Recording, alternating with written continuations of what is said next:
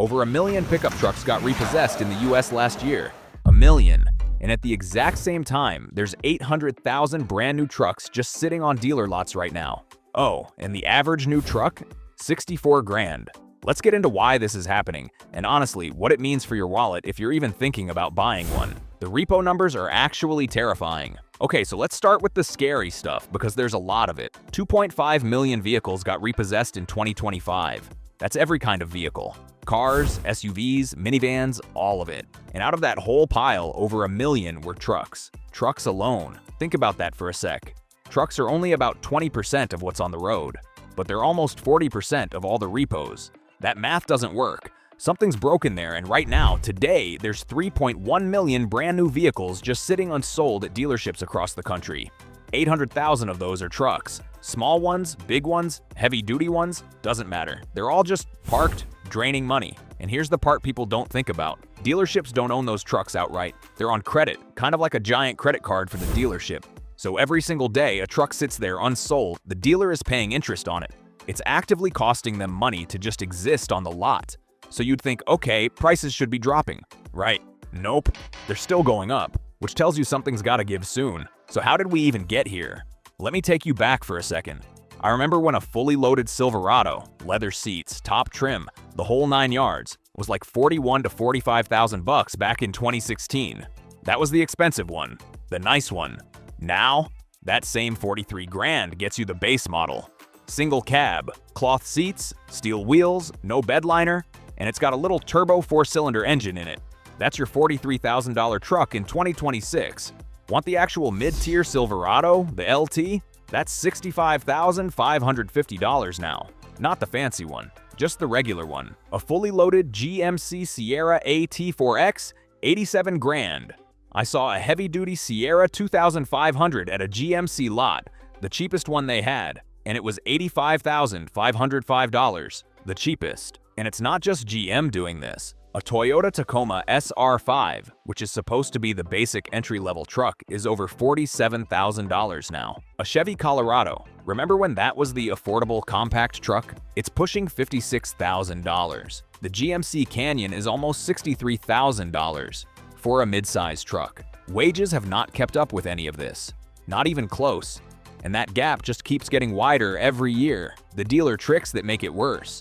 Now with 800,000 trucks just sitting there unsold, you'd figure dealers would be cutting prices left and right? Some are trying, but a lot of them are still playing the same old games. And honestly, it's frustrating to watch. Here's a real one. A 2026 Ford F-150 XLT MSRP says $66,720. Already a lot, but okay. Then you look at the actual window sticker and somehow it's jumped to $70,790. Why? Let's break down the extra charges. Additional dealer profit, yes, that's literally printed on the sticker, $2,400. Then nitrogen-filled tires, $295. An environmental protection package, another $295. Window tint, $285. And an anti-theft system nobody asked for, $790. That's over $4 grand in add-ons on a truck that's already overpriced to begin with. And when they do offer discounts on the really expensive trucks, it's almost insulting. There was an $82,000 Silverado 2500 with $4,500 off. That's it.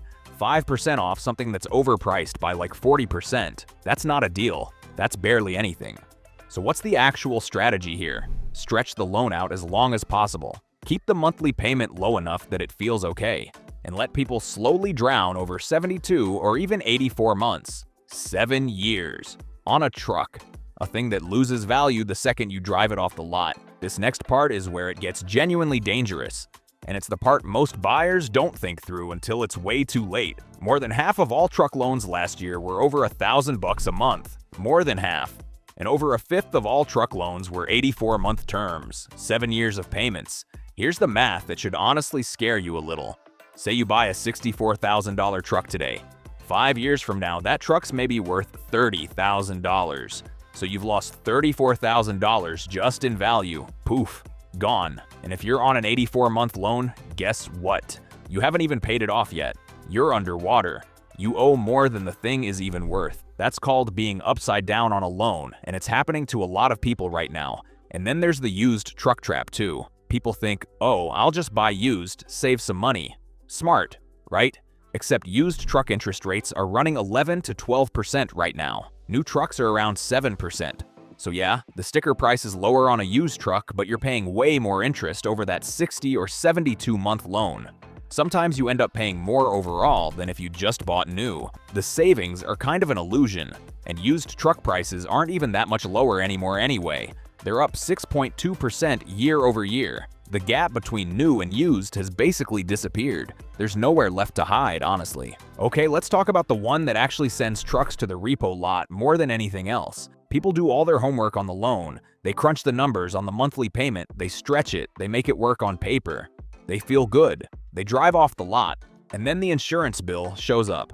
Insurance on these trucks has gone up right alongside the truck prices themselves.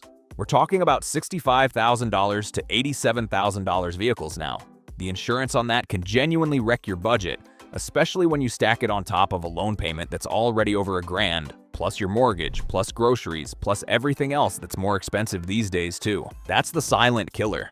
People can just barely swing the loan payment, and then insurance hits every month too, and it just slowly bleeds them dry. That's a massive reason so many of these trucks end up getting repossessed. Not because people didn't want to pay, because they never saw the whole picture before they signed anything. So, and trust me on this one, always, call your insurance company and get a real quote before you buy. That number changes everything. There's another whole side to this, and it's not just about money, it's about the trucks themselves not being that good anymore. Think about what a truck used to be. Simple, tough, a big naturally aspirated V6 or V8 that you could work on yourself if something went wrong. Built to just last forever. That truck barely exists anymore. Almost every midsize truck now has a turbocharged 4-cylinder engine crammed under the hood. Colorado, Turbo 4. Canyon, Turbo 4. Ranger, Turbo 4. Tacoma, Turbo 4. All the trucks that used to have these honest, simple engines are now stuffed with extra complexity. And that complexity means more stuff that can break and bigger repair bills when it does. The Nissan Frontier is actually one of the last ones still running a naturally aspirated V6. And because of that, it's honestly become a smart buy. A lot of Nissan dealers will knock $6,000 to $8,000 off MSRP on it, so you're getting into the high 30,000s for something simple and reliable. That's rare now. That's the exception, not the rule. And then there's Toyota, the brand that basically built its whole name on reliability. Remember the old Tundras and Tacomas that would run 300,000 miles without a hiccup? Yeah, the newer generation has had actual issues. Toyota admitted there was debris left inside engines during production on multiple model years. And a lot of people in the industry think it wasn't just some one-time mistake. They think it might be a real design flaw. And a basic 2026 Tundra SR5 is over $61,000 now. The nice 1794 edition is close to $76,000.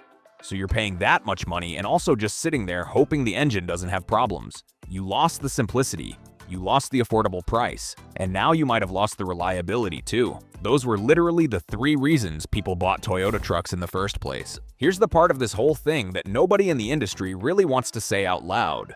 Trucks stopped being tools, they became trophies. Go walk any dealer lot right now. What do you see? Trucks with $97,000 price tags and chrome wheels you'd be scared to even scratch. Beds the size of a small boat that nobody's ever gonna actually load anything into. These are trucks that cost more than a lot of people's entire houses did 20 years ago. And look, automakers figured out a long time ago that the profit margin on a Denali trim is way bigger than on the base work truck. Same platform, same factory line, just slap on leather seats, a bigger screen, some chrome, and charge 30 grand more. The profit on that is huge. So they leaned into it hard, pushed the high trims everywhere, and for a while people bought it, but that's changing. Because most people genuinely cannot afford those trims anymore. They want the basic work truck, the one they can actually pay for without losing sleep. And now the automakers are scrambling to catch up because their whole business model got built around selling you the expensive one. And honestly, part of this is on us too. We got used to trading in for a new truck every 3, 4, or 5 years. We see a shiny new one online or in the neighbor's driveway and we feel that itch to upgrade. And that itch has cost people everything. But people are finally starting to push back. They're holding on to their old trucks longer, doing the maintenance themselves, making it work.